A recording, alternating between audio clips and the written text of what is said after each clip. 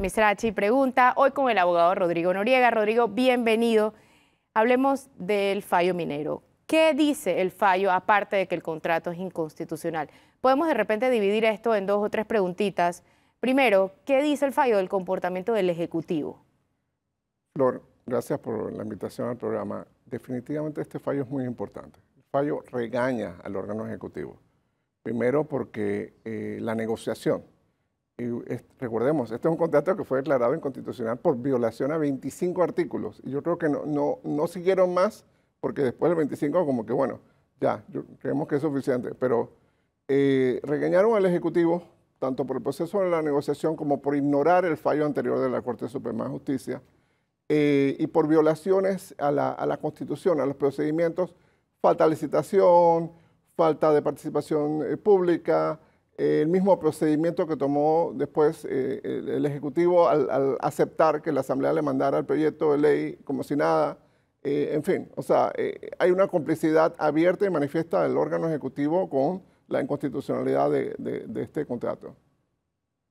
Y en cuanto al legislativo, ¿qué dice? Mira, el regaño fue compartido. El legislativo tomó regaño por varias razones. Primero, por la decisión esta de suspender el debate del contrato del proyecto de ley 1043 y decirle al Ejecutivo, bueno, llévense esto y, por cierto, aquí hay unas recomendaciones. Segundo, por la falta de participación pública en el debate que tuvo la Asamblea Nacional. Tercero, porque la Asamblea Nacional aprobó este contrato a sabiendas, teniendo conciencia de que había muchas causas de inconstitucionalidad en el mismo. O sea, la Asamblea no hizo su labor de control político, de control legislativo de lo que le presentaba al Ejecutivo. Y creo que esos son unos aspectos muy importantes de aquí a futuro. En cuanto a la parte ambiental, ¿qué fue lo más importante que se habló? ¿Fue el estudio de impacto ambiental? Flor, este fallo establece una jurisprudencia muy interesante en materia ambiental. Primero es la primera vez que el Acuerdo de Escazú, que firmó Panamá en el 2020, que el Acuerdo de Escazú se transforma en jurisprudencia. La Corte lo usa muy abiertamente para justificar la derrota de este contrato. ¿Qué dice el Acuerdo de Escazú? 2 puntos muy importantes. Uno, la falta de participación pública y 2, la opacidad, la falta de transparencia en cuanto a la información ambiental relevante. Y en materia ambiental, entonces, la Corte empieza a diseccionar el tema del estudio de impacto ambiental del 2011 en un contrato del 2023, el tema de cómo la Corte construye un puente entre los derechos de la niñez, la infancia, el derecho a la vida, el derecho a la salud y el tema ambiental. Eso es muy interesante porque no se había dado jamás en un fallo nuestro aquí en Panamá de esa forma. ¿Y qué dice de la ausencia de licitación? La Corte lo manifiesta con bastante frustración, Flor, porque en esa parte hace una reflexión de que esta fue exactamente la misma causal de inconstitucionalidad del contrato anterior. O sea, no nos tomaron en cuenta. E incluso le dice al Ejecutivo, señores, o sea, ustedes prácticamente no leyeron el fallo anterior, no lo tomaron en cuenta, se han cometido los mismos hierros, los mismos errores del contrato anterior. O sea, fue quizás la parte más, donde se manifiesta más la frustración, más el enojo de la Corte, fue en lo referente a la falta de licitación. ¿Qué dice de Morgan & Morgan que hayan presentado, redactado y elaborado 2 contratos ya que han sido declarados inconstitucionales? Pero yo creo que, bueno, no solo fue Morgan & Morgan, porque recordemos que también participaron los gobiernos en ese momento, pero señala mucho que la principal firma de abogados de este país tenga quizás una cultura, no lo quiero llamar una cultura de poder, pero una cultura de trabajo que entiende la contratación con el Estado de una forma y lamentablemente o afortunadamente las Cortes Supremas lo entienden de otra forma. Creo que el mensaje es que ellos tienen que cambiar. Ellos tienen que cambiar porque son tan diversas las Cortes Supremas que les han dicho que no, que creo que es importante que ellos tomen eso en cuenta. Interesante que 6 de los 9 magistrados, los nombrados por Cortizo, fallan inconstitucional. Totalmente, Flor. Recordemos que básicamente ellos ya en el 2021 habían reafirmado la inconstitucionalidad del fallo del 2017. donde María Eugenia López Arias fue la ponente en aquel momento, en 2021, en junio del 2021, donde reiteraba, respondía a la famosa declaración de sentencia, decía, esto no tiene ni pie ni cabeza, el fallo del 2017 es totalmente claro y el contrato es totalmente inconstitucional. O sea que nuevamente se repiten prácticamente las mismas figuritas, opinando lo mismo sobre otro contrato minero. ¿Procedía que el MISI enviara alegatos pese a que ambos procuradores opinaron que el contrato era inconstitucional? Claro que no, Flor, claro que no. O sea, los abogados del Estado, que son los procuradores, el Procurador General de la Nación y el Procurador de la Administración, son los abogados del Estado. Están diciendo, este contrato es inconstitucional y el Ministerio de Comercio e Industria se sale a decir, no es inconstitucional. Es como si el fiscal general de cuentas dijera, oye, aquí hubo un peculado, aquí hubo un robo del patrimonio del Estado y un ministerio, el Ministerio de Obras Públicas, por decir algo, saliera a decir, no, ahí no hubo ningún robo. O sea, obviamente eso excedió totalmente la potestad del MISI. Es que hay abogados que piensan que, bueno, el MISI debía defender el contrato que presentó. Yo creo que la etapa de defensa terminó al momento que esto se judicializó. Al momento que ya hubo las demandas, que ya los procuradores opinaron, yo pienso que el MISI se debió haber quedado callado. ¿Y por qué es tan grave que el MISI le haya pedido al procurador de la administración reservarse sus opiniones del contrato? Gravísimo, Flor, por dos razones. Uno, quiere decir que los diputados y diputadas votaron sin saber las opiniones del procurador de la administración. La población no conocía las opiniones del procurador de la administración y quizás los propios negociadores del Estado panameño negociaron sin saber las opiniones del procurador de la administración, Flor. Eso es terrible, eso es terrible. Eso básicamente condenó esta negociación a la inconstitucionalidad. ¿Y qué significa que el ministro del MISI haya anunciado que quiere ser el portaestandarte de la defensa del país en el posible arbitraje? Esa es una locura, Flor. Él no puede tener tantas camisetas. Él ha demostrado, él y su antecesor han demostrado que ellos no tienen como norte la defensa de los intereses de Panamá. Ellos estuvieron muy a favor y están todavía muy a favor de la defensa de los intereses mineros y creo que en ese arbitraje necesitamos gente independiente. Del arbitraje hablaremos en unos momentos. Vamos a un cambio, Rodrigo, y ya volvemos. No se vayan.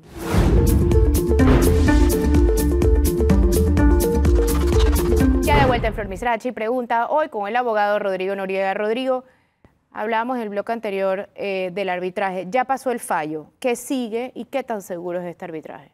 Bien, Flor. El pasado viernes a las 5 de la tarde, el fallo fue ejecutoriado.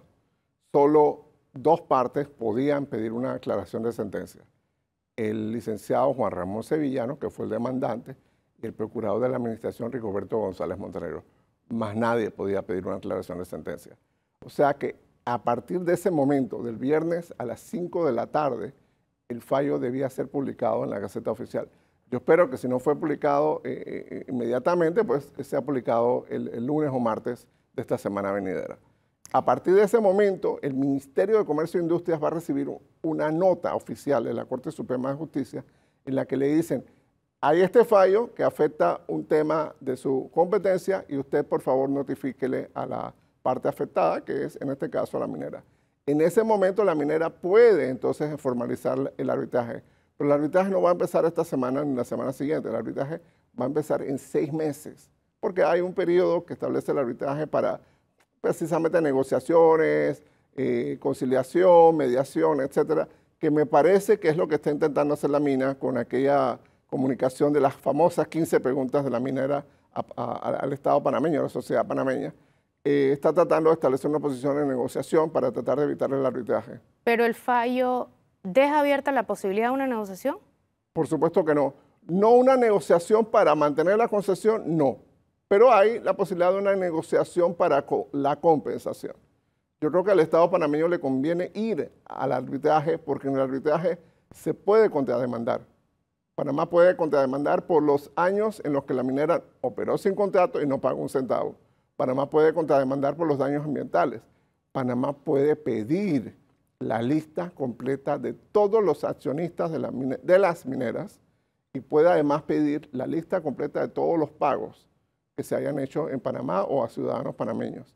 Entonces eso puede ser muy interesante porque Si de pronto aparece un pago a un político o a un exministro o un expresidente o alguien así, pues cambian las circunstancias del arbitraje y eso sería obviamente corrupción y por supuesto con corrupción no ganaría la minera ningún debate. Entre las preguntas hechas por la minera, ¿ves alguna importante, alguna válida?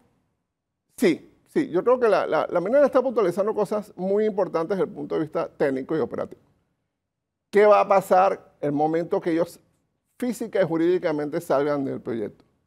El Estado panameño tiene que prepararse de alguna forma, ya sea por sí mismo o por una contratación, de dar especialistas que vayan a manejar las tinas, ciertas tuberías, ciertas operaciones, ciertos residuos que hay allí, que eso es importante tomarlo en cuenta. Seguramente, Flor, allá hay minerales que fueron extraídos y están guardados en las galeras o están guardados en algún depósito. Igual habría que ver qué se hace con eso.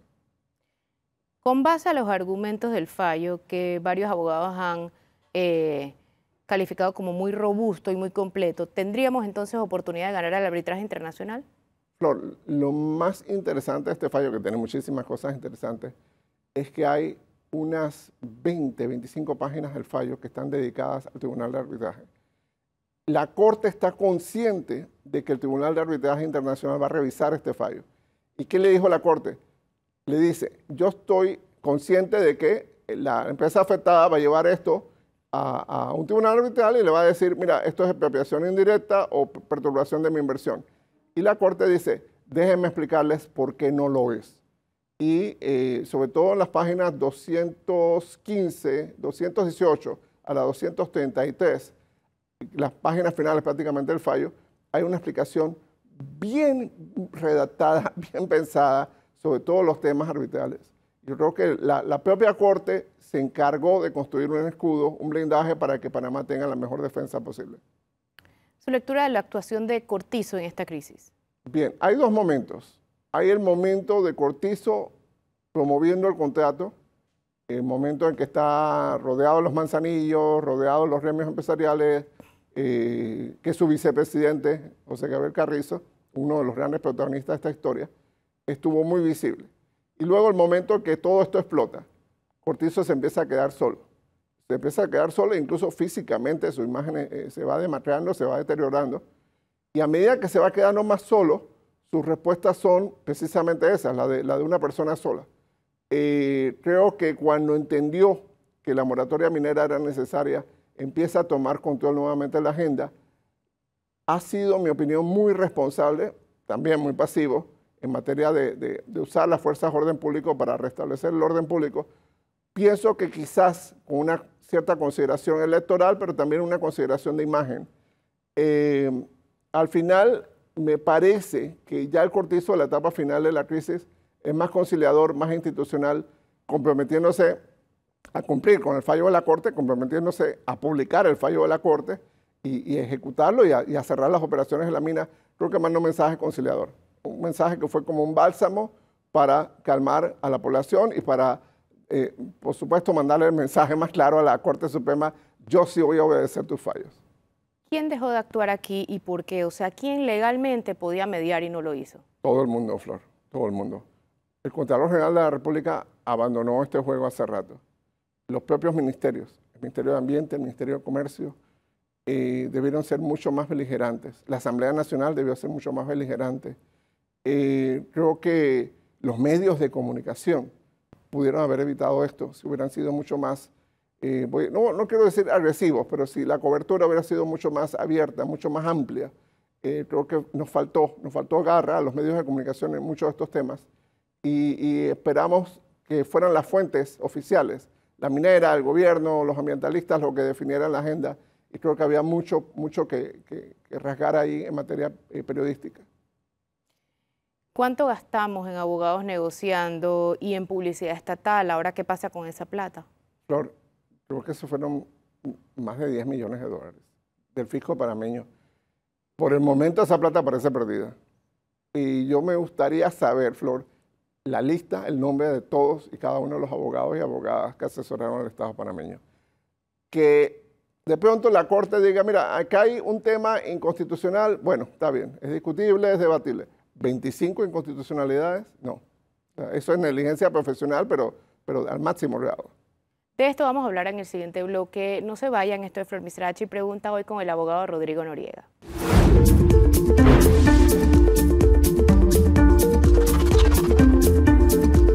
Ya de vuelta en Flor Misrachi Pregunta hoy con el abogado Rodrigo Noriega. Rodrigo, ¿deben los involucrados en este tema asumir responsabilidades o consecuencias jurídicas? Sí, Flor, definitivamente. Y hay muchos involucrados, tanto del sector privado como del sector público, que tienen que dar la cara. Por ejemplo, es necesario saber cuál fue la asesoría jurídica que dieron las firmas de abogados panameñas y extranjeras que participaron en esto.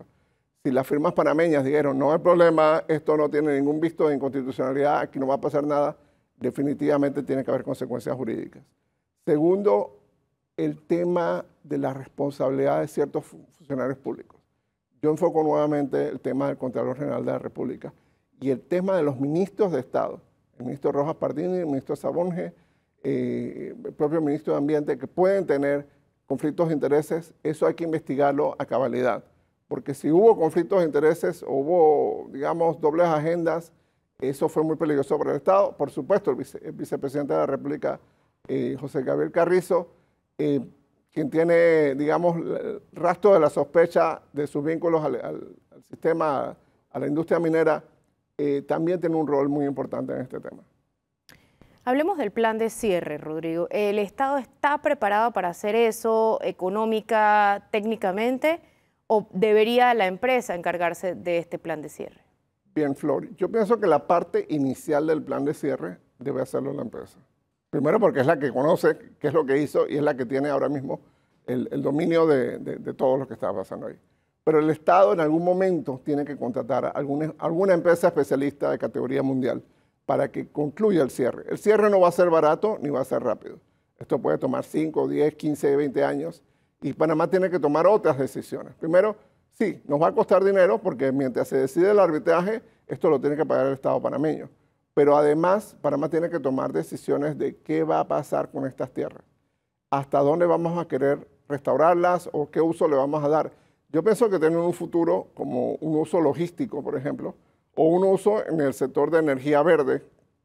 Y toda la zona esta se puede transformar en una gigantesca academia internacional para enseñarle a la población del mundo a restaurar ambientalmente zonas degradadas. No suena tan sexy, pero eso puede generar muchos fondos para Panamá, de la Unión Europea, de Estados Unidos, de las fundaciones filantrópicas, de instituciones de toda naturaleza que quieran investigar cómo se restaura una tierra sumamente degradada en los países tropicales. Esto pasa en Sudamérica, pasa en África, pasa en el sudeste de Asia, así que va a haber mucha gente interesada en aprender a hacerlo.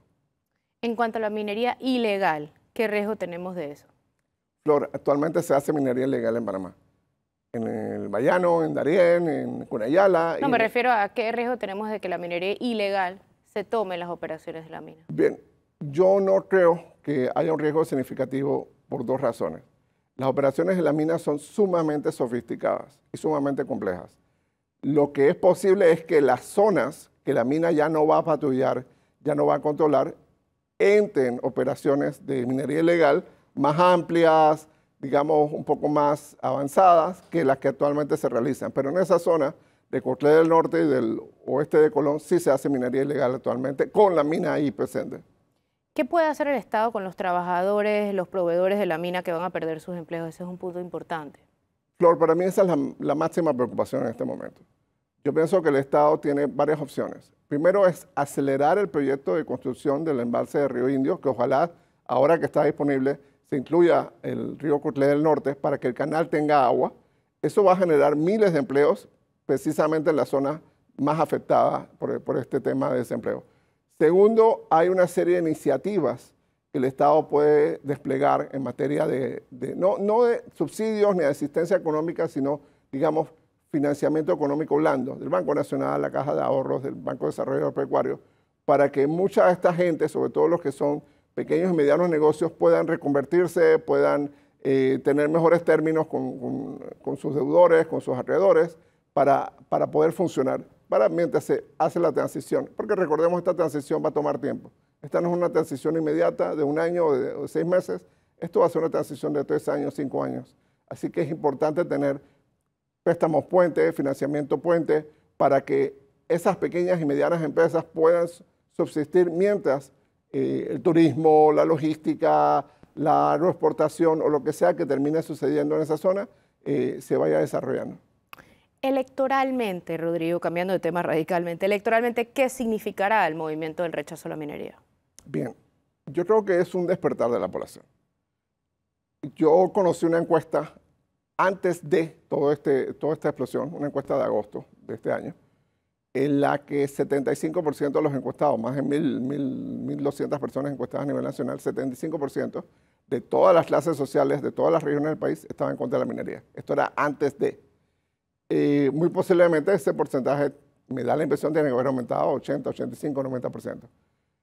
Ahí hay dos consecuencias electorales claves. Primero, lo que huela a minería o a más de lo mismo, yo creo que le va a ir muy mal electoralmente. Y segundo, lo que huela a gobierno PRD, no creo que tenga ningún chance. O sea, eso sí es definitivo. Y entonces, a nivel electoral, ¿a qué candidato favorece y a cuál afecta esta crisis? Bien, en principio, diría, afecta a Gaby Carrizo y puede estar afectando colateralmente a Rómulo Rux por sus identificaciones pues, con intereses mineros. A Ricardo Martinelli, que también a veces la minería también lo va a afectar, y puede beneficiar sobre todo a Ricardo Lomana y a Martín Torrijos. Y por último, Rodrigo, la lección que debería aprender el gobierno por un lado y la ciudadanía por el otro. La lección que deberían aprender todos los gobiernos y todos los que aspiran a ser gobierno en este país, Flor, es que deben escuchar a la gente, deben consultar. La Asamblea Nacional, cuando debatió este proyecto de ley, dio un chance para que más de 200 personas opinaran, Flor. Gratis. Los mejores especialistas de este país en derecho, en economía, en ideología, en un montón de otras disciplinas, opinaron gratis. Este contrato no tiene ni pie ni cabeza, aquí el país está perdiendo y a pesar de eso ellos optaron por aprobarlo. Y respecto a la ciudadanía es, nosotros, los ciudadanos y ciudadanas de este país, tenemos mucho poder. Somos los responsables de quién gobierna y cómo gobierna. Así que entendamos esa responsabilidad y usémosla el 5 de mayo del 2024.